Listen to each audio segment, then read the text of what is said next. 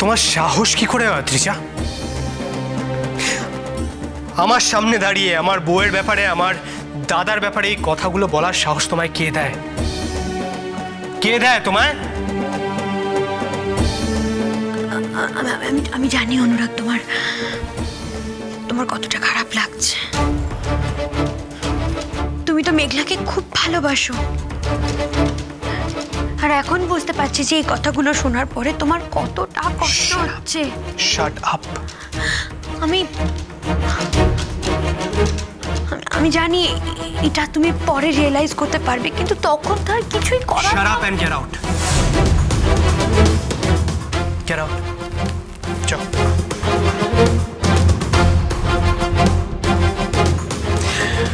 আমি না মেঘলাকে বলেছিলাম, অনেকবার করে বলেছিলাম যে আমি সত্যি চাই না যে তুমি আমাদের বাড়িতে এসে থাকো, কিন্তু মেঘলা তো দয়ার শরীর, বারবার করে আমায় বোঝালো, কনভিন্স করলো যাতে আমি তোমাকে এই বাড়িতে থাকতে দিই। তাহলে বিশ্বাস করো, তোমার মতন একটা মেয়ে। অনুরাগ প্লিজ, প্লিজ অনুরাগ, এই একটা কথা তুমি আমাকে বারবার বলবে না। তোমার যদি ইচ্ছে না থাকে তুমি বলে দাও, আমি এখান থেকে চলে যাব। শোনো অদ্রিজা,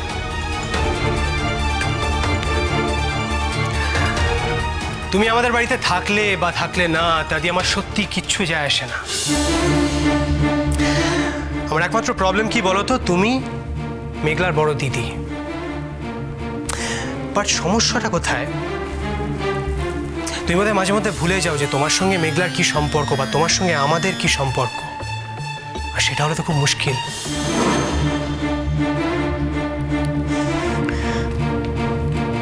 আমি তোমাকে প্রমাণ দিতে পারি অনুরাগ।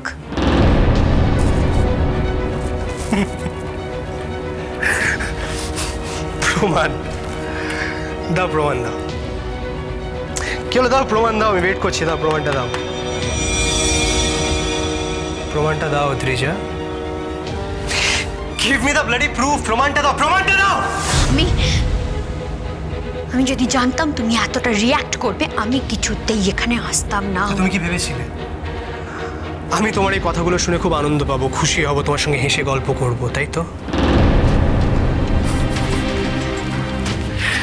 তুমি যে এতটা বোকা আমি সত্যি জানতাম না ত্রিজা।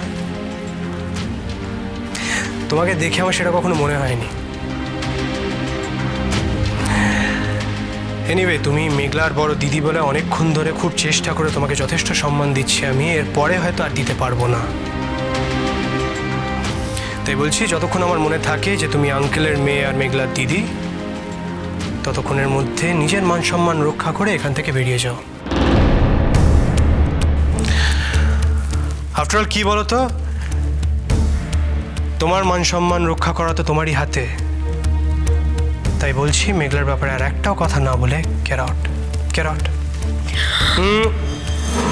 Get out. আমি চলে যাচ্ছি, কিন্তু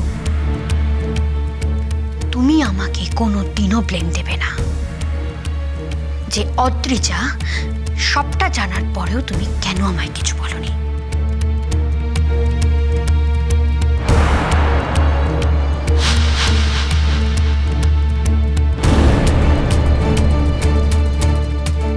তুমি আমাকে কোনোদিনও ব্লেম দেবে না যে অদ্রিজা সবটা জানার পরেও তুমি কেন আমায় কিছু বলনি।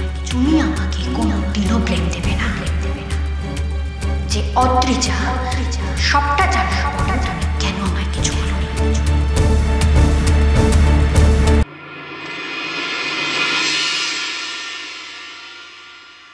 তোমাদের কিছু বলিনি কারণ তোমরা আগের থেকে জানলে আমাকে কিছুতেই যেতে দিতে না। পিকলু, আমি তো তোকে বলেইছিলাম যে তোর জন্য আলাদা ফ্ল্যাট করে দেবো। তোর এইটুকু তর সইল না?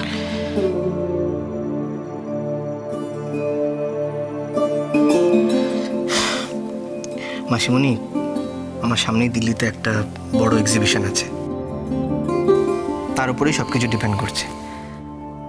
আর ফ্ল্যাটটা আমি মেনলি নিচ্ছি ছবি আঁকবো বলে। আর তোমাদের একটা কথা বলবো, তোমরা তো এখন বিশ্বাস করবে না, কিন্তু দেখো ছবি আঁকার বাইরে আমি হয়তো প্রত্যেক দিন এখানেই থাকছি। সান্ত্বনা দেওয়ার কোনো প্রয়োজন নেই আমাদের। আমরা চাই না সান্ত্বনা। তুই আবার প্রমাণ করে দিলি যে পর কখনো আপনার হয় না।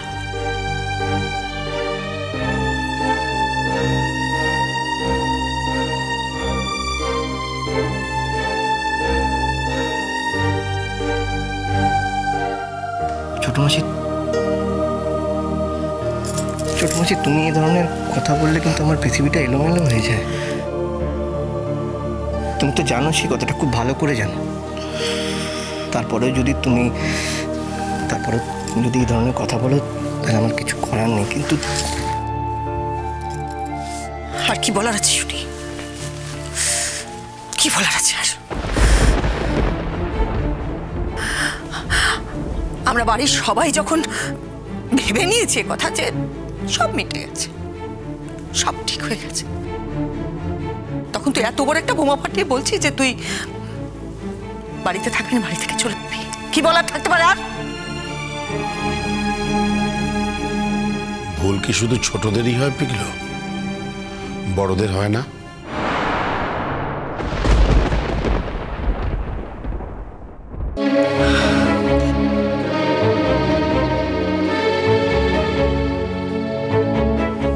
রাগিমাসু, তুমি আমার কথাটা আমার একটা ভুলের এত বড় শাস্তি দেবে? বাড়ির সবার সামনে আমাকে অপরাধী করে রাখবে? নিজের কাছে তো অপরাধী হয়ে রয়েছি, এই অপরাধ বোধ থেকে তুই আমায় মুক্তি দিবি না বাবা? রাগিমাসু, প্লিজ প্লিজ প্লিজ দেখো, তুমি কিন্তু সেদিনকার ঘটনার সঙ্গে আজকের আমার এই চলে যাওয়াটা গুলিয়ে ফেলো না প্লিজ। আমি তোমাদের সবাইকে বলছি, আমি কিন্তু সেদিনকার ঘটনার জন্য চলে যাচ্ছি না। আমি তো সেই ঘটনাটা ভুলেই গেছি, সত্যি বলছি। আচ্ছা তাই যদি হতো আমি তো পরের দিনই চলে যেতাম, তবে তো যাইনি। বলো কি গো, এক বাড়িতে থাকলে বাসনে কোসনে এরকম ঠোকাঠুকি হয়, মানে কাম্মার থেকে এটা শোনা, তো সেটা কি জিয়ে রাখতে হয় পিকলু? দাদাভাই কি করলে তোরা বিশ্বাস করবি বলতো? আমি কিচ্ছু জিয়ে রাখিনি, বিশ্বাস কর, কিচ্ছু জিয়ে রাখিনি। রাগী মিশু তো আমার বাবার মতন। রাগী মিশু যদি রেগে কোনোদিন আমাকে কিছু বলে আর আমি সেই জন্য বাড়ি ছেড়ে চলে যাই, তাহলে তো আমার মতন পাষণ্ড কেউ হবে না। তোমরা কেন বিশ্বাস করছো না যে আমি শুধু ছবি আঁকার জন্য আমার অসুবিধা হয় এখানে? সত্যি বলছি অসুবিধা। আমার সব বন্ধু বান্ধবদের একটা স্টুডিও রয়েছে। আচ্ছা ধরে নাও না যে ওই ফ্ল্যাটটা আমার স্টুডিও। ধরে নিতাম যদি তুমি অফিস করার মতো রোজ ওখানে গিয়ে ছবি এঁকে আবার এই বাড়িতে ফিরে আসতে, কিন্তু তুমি তো তা করছো না। তুমি তো তলবি তলব সব গুছিয়ে ফেলেছো।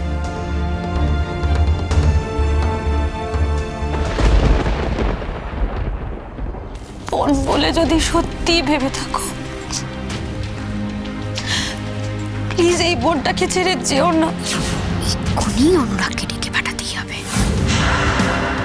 হ্যালো, আমার খুব নার্ভাস লাগছে অনুরাগ, আমি বুঝতে পারছি না কি করব। তুমি যদি একটু তাড়াতাড়ি আসতে তাহলে ভালো হতো। ঠিক আছে, আমি এক্ষুনি বাড়ি ঢুকছি 5 মিনিটের মধ্যে।